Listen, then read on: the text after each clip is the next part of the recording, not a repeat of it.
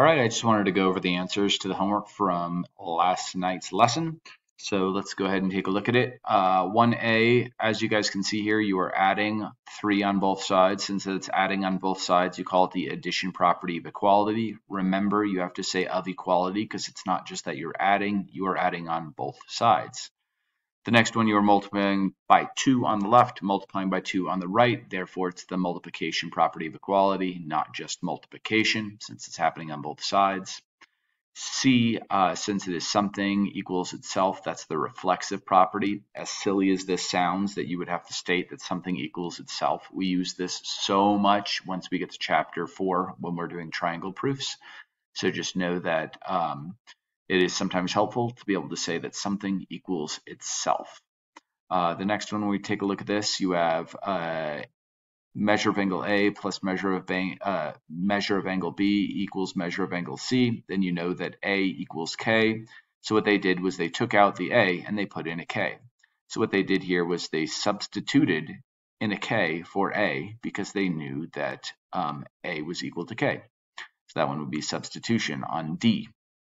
On E, you can see that they distributed, so that's the distributive property, distribution.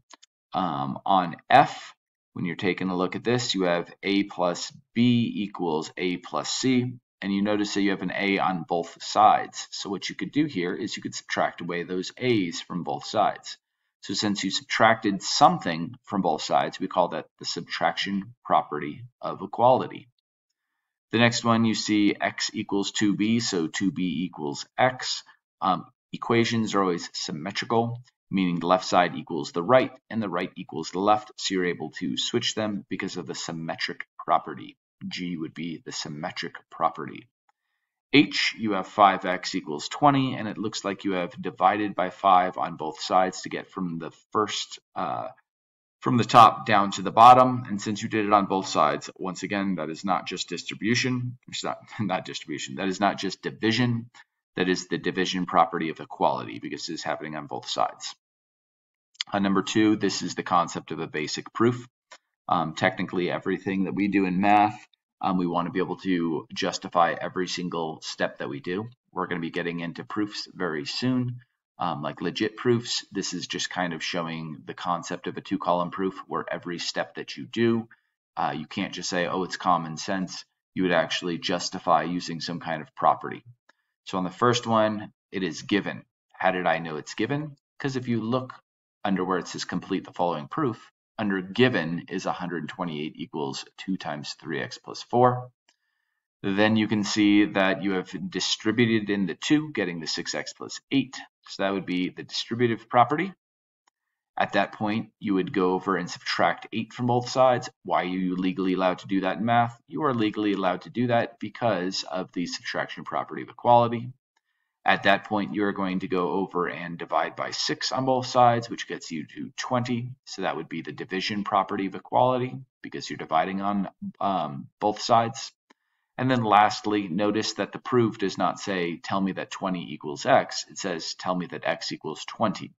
And since we switched the sides of the equation, that is called the symmetric property. Okay. Then I have some actual more legit style proofs. We have TV equals itself. You probably have no idea what the heck is going on here. What I'm wanting you guys to be able to do at this point is just be able to look at the step and tell me what is happening. I wouldn't really expect you to be able to do this proof completely on your own. It's more of being able to baby step into proofs and be able to explain what the person is doing. Either I give you the statements and you tell me the reasons, or I give you the reasons and you tell me the statements. So the first one says TV is equal to TV. Well, that's because of the reflexive property. Then they say that MT equals VJ. Well, I have no idea why that would be. I have no idea why MT would be congruent or equal to VJ. And then I see, oh, that's just given. So we're able to put given down. It's like a freebie.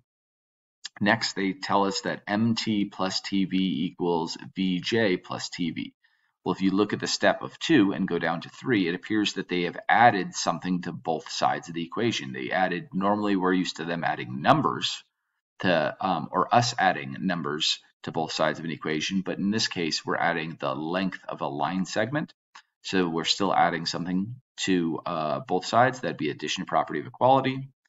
The next one, this one is a little bit confusing. They say that MV, the whole segment, is made of those two parts. We've already, on our toolbox, we had something that said segment addition postulate or property. So segment addition. And then lastly, what we did was, since we already knew that MV is equal to MT plus TV, and TJ is equal to TV plus VJ, we go over and do the substitution property, because we are able to take where you had an MT and a TV and we erased it and put what that is equal to, which is MV. We had the VJ plus the TV, and since TV plus VJ equals TJ, we erased it and put that in. So that would just be substitution. That's probably the most complex one. You have to realize that these two things equal MV, so wherever those two things are, we can put in MV. Once again, I wouldn't be expecting you guys to do that proof completely on your own, more of just a fill in the blank. Now, this would be something I'd expect for you to be able to do on your own. First things first, you put down the given, 11 equals x over 2 plus 1. Then I know that you know how to solve an equation. You subtract 1 on both sides, so that would be the subtraction property of equality, justifies why I'm able to do that. Then you're multiplying by 2 on both sides, so that'd be the multiplication property of equality. And then lastly, they didn't ask for 20 equals x, they wanted x equals 20, and you got to get it exactly like that. So you switch the sides and call that the symmetric property. So hopefully this is making sense. It's basically giving you different justifications for parts of a proof. If you do something in a proof, you need to justify it. You can't just say it's common sense. Hopefully that made sense. Thanks for watching.